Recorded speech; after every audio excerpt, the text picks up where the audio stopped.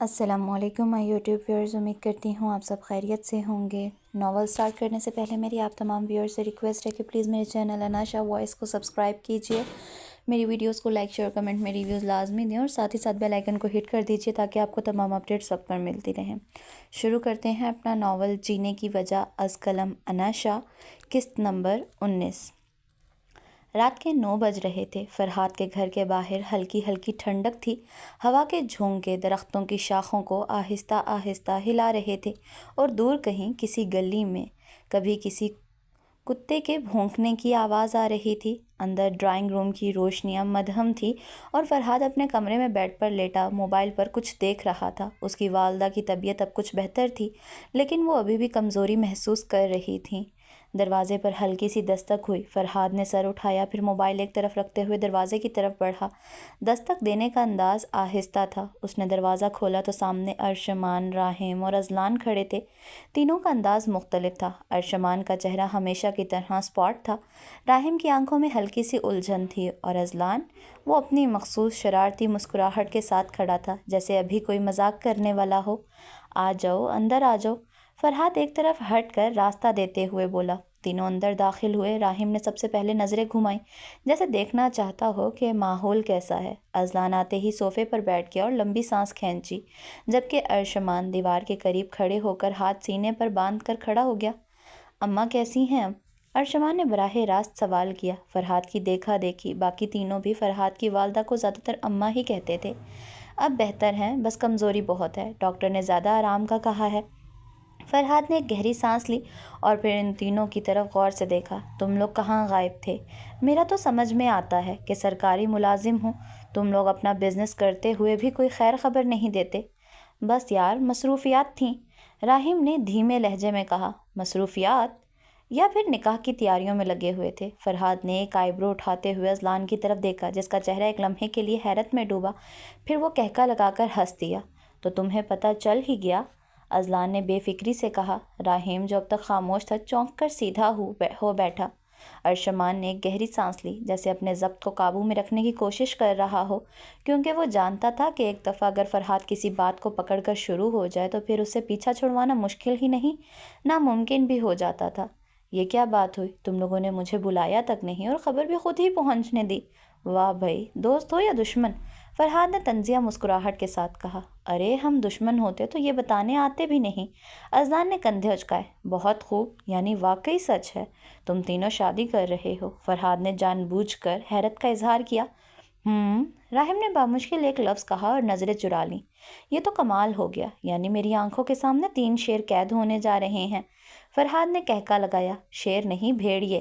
Azlan نے ہنستے ہوئے تصحیح کی۔ ہاں ہاں، جو بھی ہو، لیکن یہ تو ماننا پڑے گا کہ قسمت نے تم تینوں کے ساتھ خوب مذاق کیا ہے۔ تم لوگ سمجھتے تھے کہ نکاح سے دور بھاگ سکتے ہو، اور دیکھو قسمت نے تمہیں کہاں لا کھڑا کیا۔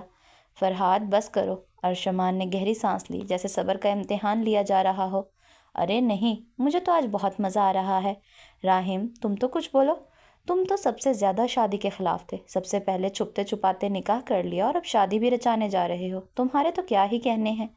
راحم نے بامشکل ایک نظر اٹھا کر فرحاد کو گھورا، لیکن وہ تو جیسے آج موقع ہاتھ سے جانے نہیں دینا چاہتا تھا۔ اور ارشمان، تمہاری تو کیا ہی بات ہے، جس بندے کو جذبات دکھانا بھی پسند نہیں وہ اب شادی کرے گا۔ اور اذلان، تم تو خیر سے ویسے ہی من موجی ہو، لیکن اب لگتا ہے موجے ختم۔ اذلان نے ہنستے ہوئے تکیہ اٹھا کر فرحاد کی طرف پھینکا، لیکن فرحاد نے جھک کر بچاؤ کر لیا۔ چلو، آج ایک بڑی خبر تو ملی۔ اب جلدی نکاح کی دعوت رکھو، میں تو شیرمال اور قورمہ کھانے آؤں گا۔ فرحاد تینوں کے یک زبان کہنے پر وہ مزید ہنس دیا، جبکہ ارشمان نے بامشکل خود کو ضبط میں رکھا تھا اور راحم نے دوبارہ نظریں چرا لیں۔ ویسے تم لوگ شادی کے بعد کیا کرنے کا سوچ رہے ہو؟ فرحاد نے سنجیدہ لہجے میں پوچھا، لیکن اس کے چہرے پر شرارت تھی۔ کیا مطلب؟ اذلان نے الجھ کر پوچھا۔ مطلب یہ کہ جس طرح تم لوگوں کے سڑے ہوئے منہ ہیں، شادی کے بعد تو تم لوگوں کی بیویوں نے تمہیں منہ نہیں لگانا، تو اسی لیے احتیاطاً پوچھ رہا ہوں، ان فیوچر شادی کے بعد تم لوگوں کا کیا کرنے کا ارادہ ہے؟ بس کرو یار، تم زیادہ بولنے لگے ہو، ارشمان نے ماتھے پر ہاتھ رکھ کر کہا۔ ارے نہیں، اب تو میں اور بھی زیادہ بولوں گا۔ راحم، تم کچھ کیوں نہیں بول رہے؟ نکاح کیسا جا رہا ہے؟ کیسا لگ رہا ہے یہ احساس کہ اب تم کسی کے شوہر بننے والے ہو؟ راہم نے بمشکل مسکراہٹ دبائی، پھر سیدھا ہو کر بیٹھا۔ یہ سب اتنا آسان نہیں ہوتا جتنا تم سمجھ رہے ہو۔ اوہ، یعنی مزہ آ رہا ہے؟ فرحاد نے شرارت سے کہا۔ بس بہت ہو گیا، میں جا رہا ہوں۔ ارشمان اٹھنے لگا تو اذلان نے اسے واپس بیٹھا دیا۔ نہیں نہیں، ابھی مت جاؤ، میں نے ابھی تم تینوں کے لیے مزید سوال سوچے ہیں۔ فرحاد، خدا کا واسطہ ہے چپ کر جاؤ۔ راہم نے سر جھٹکا۔ ابھی نہیں، ابھی تو پارٹی شروع ہوئی ہے۔ فرحاد نے کہکا لگایا، جبکہ باقی تینوں نے تنگ آ کر ایک ساتھ اسے گھور کر دیکھا، جس پر وہ مزید ہنسنے لگا۔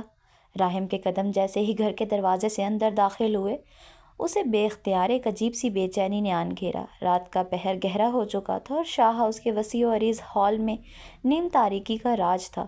چند مدھم روشنیاں دیوار گیر لیمپ سے چھن رہی تھیں، مگر اس کے باوجود ماحول میں خالی پن تھا، ایک غیر مرئی سی اداسی جو شاید صرف وہی محسوس کر سکتا تھا۔ وہ تھکے قدموں سے سیڑھیاں چڑھتا گیا، جیسے کسی بوجھ تلے دبا ہو۔ یہ بوجھ کیسا تھا اس نے کبھی جاننے کی کوشش نہیں کی تھی، یا شاید وہ جانتا تھا مگر خود کو تسلی دے کر نظر انداز کر دیتا تھا۔ کمرے کے دروازے پر پہنچ کر اس نے ایک لمحے کو رک کر گہری سانس لی، پھر دروازہ کھولا اور اندر داخل ہوا۔ ایک لمحے کو اس کا دل بے ترتیب ہوا۔ کمرے میں روشنی بہت مدھم تھی، بس ایک کونے میں رکھا ہوا ٹیبل لیمپ جل رہا تھا۔ اس کی نگاہیں بے اختیار ارد گرد دوڑیں۔ بستر صاف ستھرا تھا، جیسے کسی نے ابھی تک اسے استعمال ہی نہ کیا ہو۔ صوفے پر کوئی چادر یا تکیہ نہیں تھا جو اس کے ہونے کا ثبوت دیتا۔ دانین کہاں گئی؟ اس نے ایک دم تیزی سے دروازے کے پیچھے دیکھا، مگر وہاں کچھ نہیں تھا۔ باتھ روم کا دروازہ کھولا، خالی۔ اب وہ بے چینی جو اندر کہیں دبی ہوئی تھی واضح ہونے لگی۔ وہ کہاں جا سکتی ہے؟ راہم نے تیزی سے نظریں پورے کمرے میں دوڑائیں، اور پھر جیسے ہی وہ دروازے کی طرف بڑھا کے نیچے جا کر دیکھے، اس کی نظر بالکنی کے کھلے دروازے پر پڑی۔ اس نے ایک لمحے کی بھی دیر کیے بغیر قدم تیز کیے اور بالکنی کی طرف اپنے قدم بڑھائے۔ ہوا رات کے اس پہر کچھ زیادہ ہی سرد ہو چکی تھی، اور وہی ہوا دانین کے بکھرے بالوں سے کھیل رہی تھی۔ وہ بالکنی کی ریلنگ کے قریب کھڑی تھی۔ ہلکے نیلے رنگ کا دوپٹہ اس کے شانوں پر ڈھیلا سا پڑا تھا، اور اس کی نظریں کہیں دور خلا میں گم تھیں۔ راہم کے دل میں جیسے ہی اسے صحیح سلامت دیکھنے کا احساس اترا، وہ لمحہ بھر کے لیے ٹھہر سا گیا۔ ایک عجیب سی تسلی، ایک انجان سا سکون، جیسے اس کے وجود میں بہہ گیا ہو۔ لیکن جتنی جلدی یہ سکون آیا تھا، اتنی ہی تیزی سے غصہ اس کی جگہ لینے لگا۔ وہ کہاں غائب ہو گئی تھی؟ کیوں؟ کیا اسے احساس نہیں کہ آئندہ میں تمہیں یہاں نہ دیکھوں؟ اس کے لبوں سے الفاظ ضبط کے باوجود سختی سے نکلے، آواز میں دبی ہوئی جھنجھلاہٹ اور غصہ واضح تھا۔ دانین، جو اب تک اپنی ہی سوچوں میں گم تھی، چونک کر مڑی۔ اس کی بڑی آنکھوں میں پہلے حیرانی ابھری، پھر کچھ ایسا جو راہم کی نظروں سے اوجھل رہا۔ چند لمحوں تک وہ کچھ بولی نہیں، بس گہری نظروں سے اسے دیکھتی رہی، جیسے وہ اس کے الفاظ کا مطلب سمجھنے کی کوشش کر رہی ہو۔ مگر پھر اس نے کوئی جواب دینے کے بجائے نظریں جھکائیں اور خاموشی سے اندر کی طرف قدم بڑھا دیے۔ راہم نے اسے جاتے دیکھا۔ وہ کچھ کہہ سکتا تھا، مگر اس نے نہیں کہا۔ وہ کیوں خاموش رہا؟ اس کا دل الجھا تھا، اس کی سوچیں بے قابو ہو رہی تھی۔ وہ نہیں جانتا تھا کہ اسے دانین کی عدم موجودگی نے زیادہ پریشان کیا یا اس کی خاموشی نے۔ کمرے کے اندر مدھم روشنی تھی۔ دیوار سے لگی ہوئی ایک ہلکی روشنی والی لیمپ جل رہی تھی، جو کمرے میں ایک دھندلی سی چمک پھیلا رہی تھی۔ دانین بنا کوئی آواز پیدا کیے بیٹھ کے ایک سائڈ پر جا کر لیٹ گئی۔ اس کی پشت دروازے کی طرف تھی، اور اس کی نظریں چھت پر مرکوز تھیں۔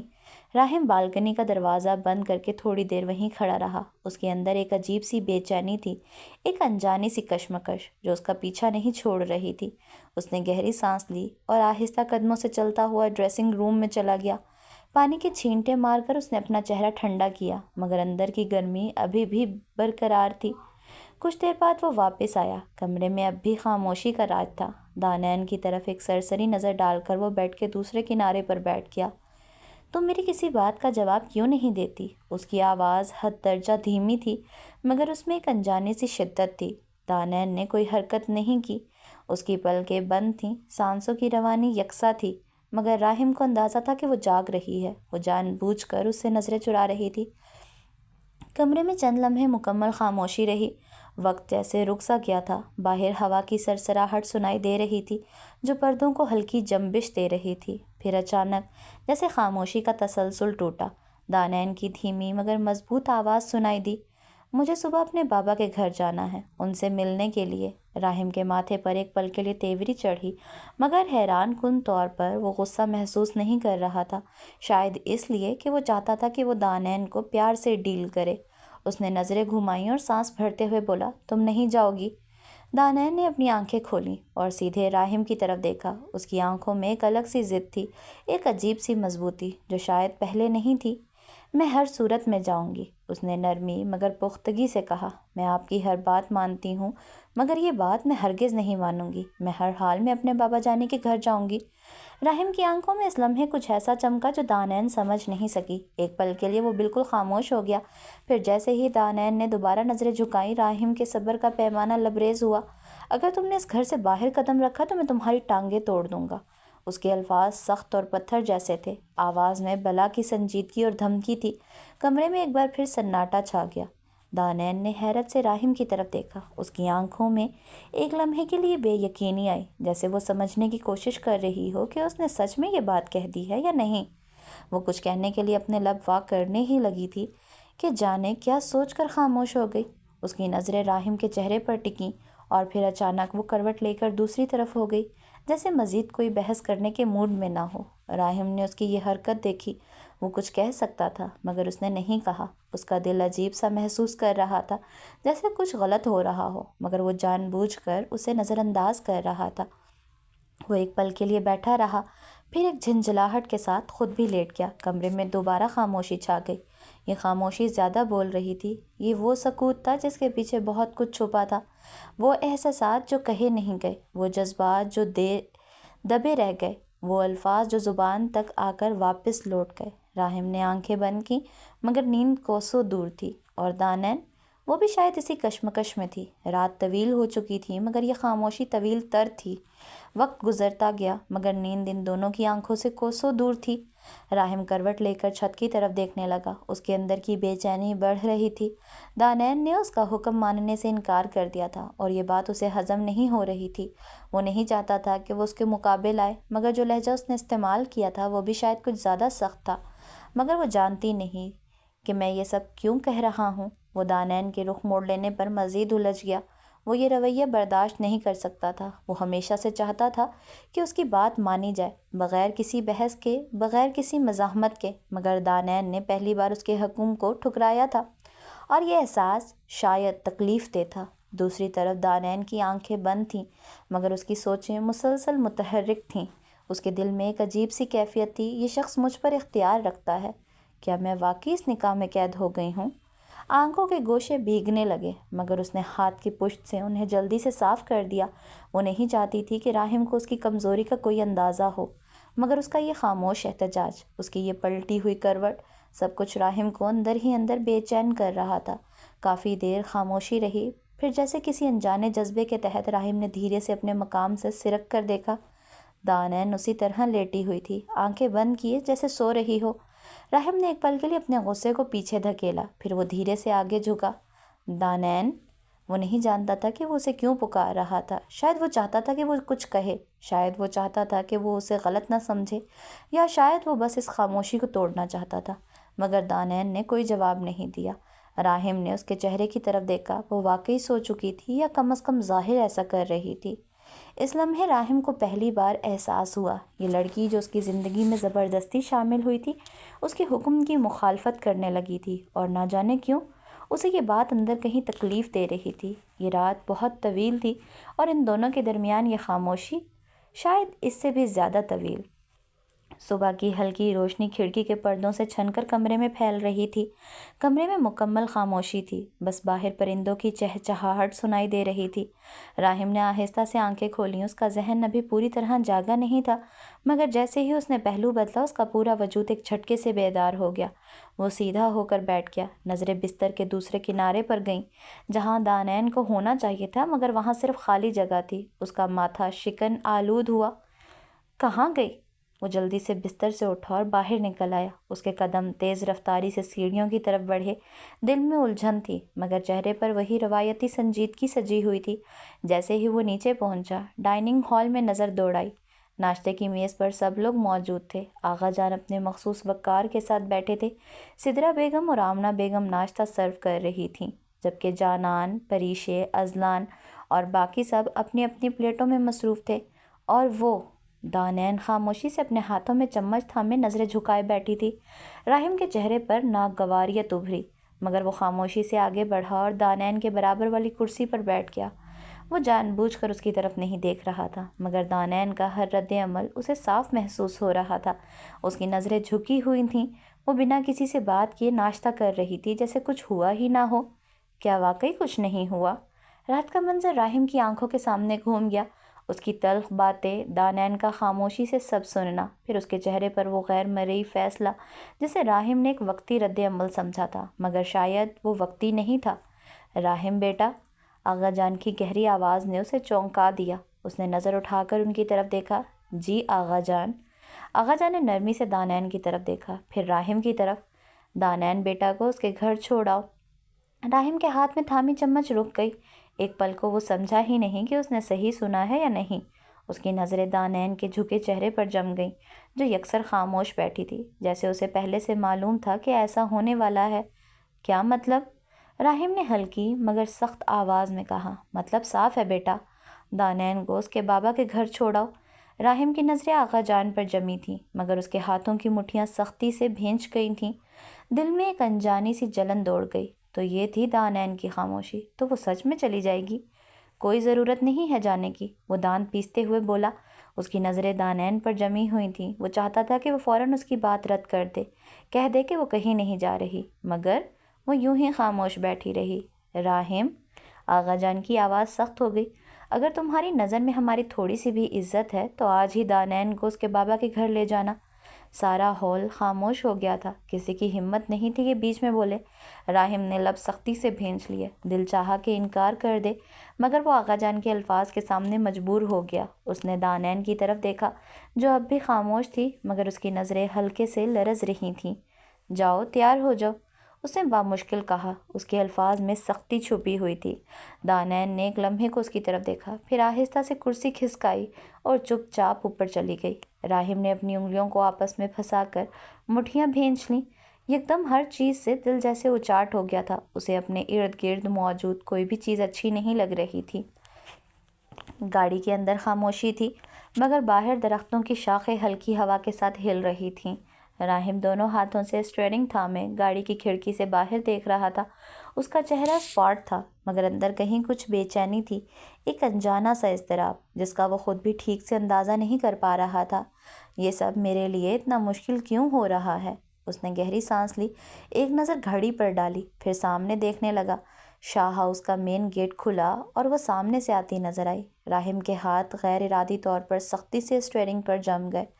بلیک لانگ فراک، چوڑی دار پاجامہ اور اس پر سیاہ حجاب، جیسے رات کی تاریکی میں چمکتا ہوا چاند۔ اس کی چمکتی ہوئی بڑی بڑی کالی آنکھیں، جن میں گہرا کاجل لگا تھا، کسی جادو کی مانند لگ رہی تھیں، نظر لگ جانے کی حد تک حسین۔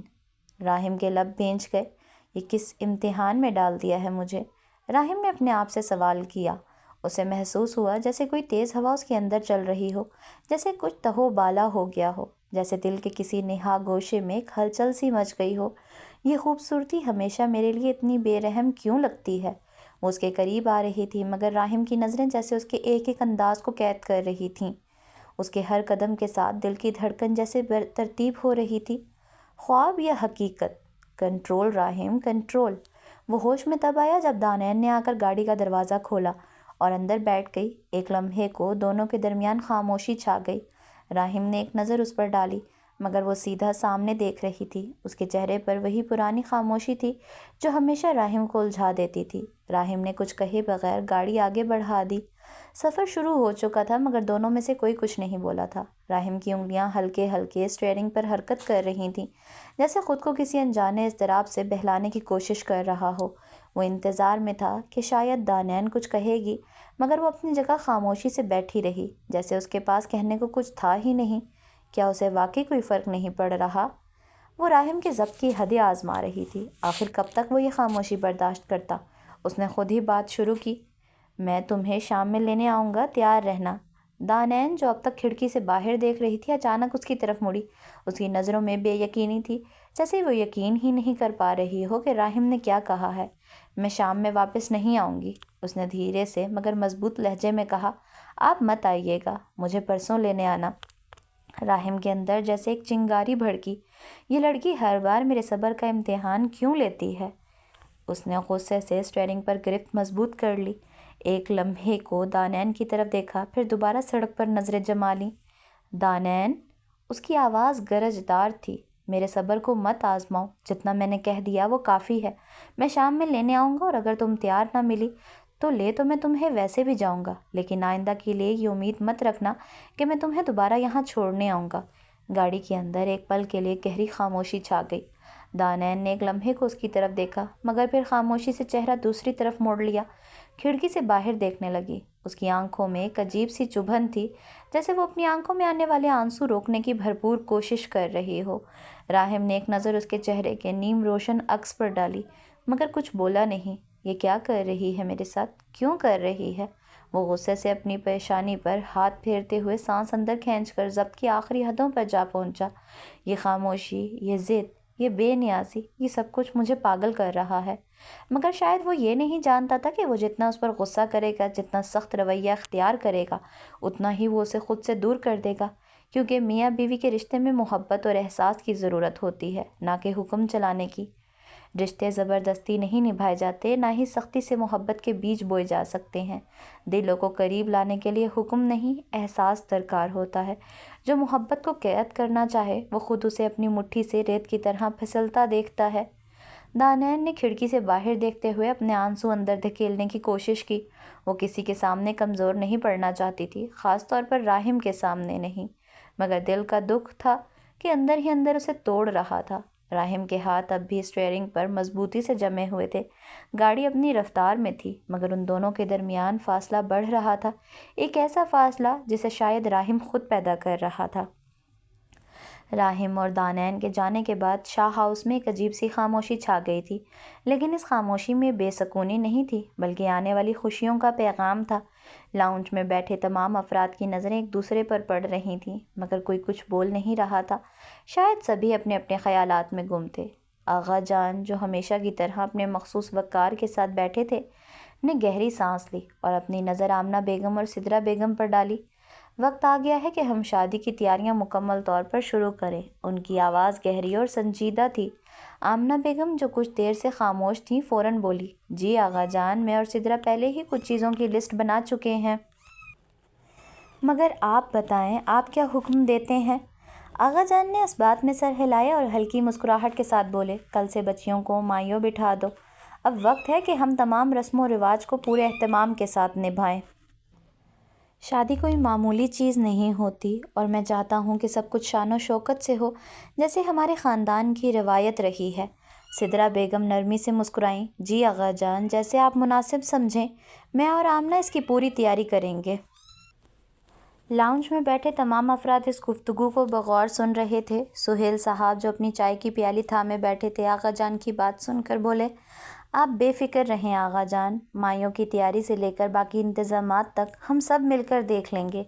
ارسلان صاحب، جو اب تک خاموش تھے، بولے، ہاں، اور ہمیں فنکشنز کے بارے میں بھی حتمی پلان بنانا ہوگا۔ شادی کے دن کون کون سی تقریبات ہوں گی، یہ بھی طے کرنا ضروری ہے۔